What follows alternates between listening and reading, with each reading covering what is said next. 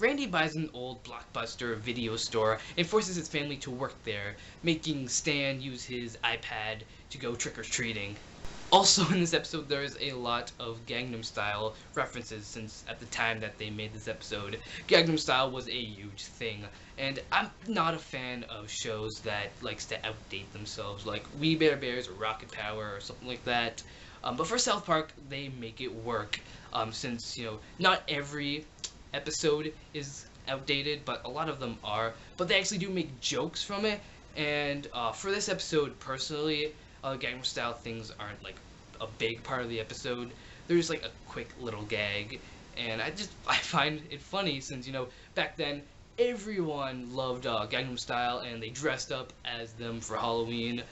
But nowadays you do not hear anything about Gangnam Style, which I feel like that makes the joke a lot funnier. I also really like the scenes with Kyle's iPad being hostage.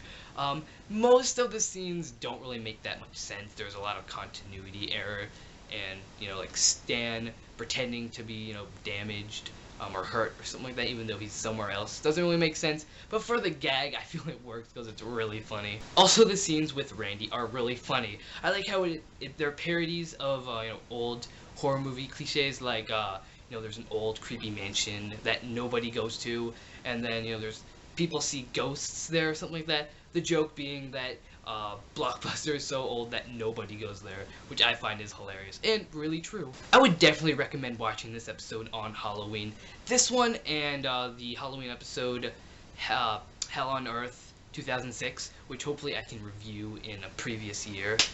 So yeah, I'm the Disco Spider, and happy Hallowtoon. Like almost every single episode of South Park, this has great satire, and this one is about Blockbuster and how everyone would rather stream a movie on Netflix instead of renting a movie on Blockbuster, which, is still a thing, Me personally, I'd rather buy the DVD or Blu-ray instead of streaming it on Netflix or renting it on some place. But it is still really true how everyone streams a movie on Netflix instead of, renting it or even buying it. Not a lot of people do anymore.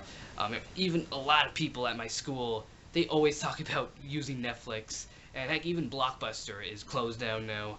But not only does this episode nail down perfect satire, but it nails down comedy too. There is a lot of gags in this episode, and there are a few that are ongoing, but it only happens like once or twice, or maybe even 3 times in the episode. So it's not an annoying gag like jokes on, say, Family Guy or something like that. Also, I really like the costumes in this episode, and I really love the costumes on the main characters of the show.